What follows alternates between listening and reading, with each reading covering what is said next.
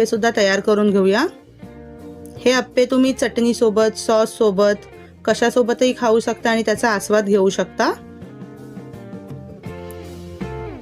पहा आता आपण बाकीचे पण अप्पे तयार करून घेत आहोत।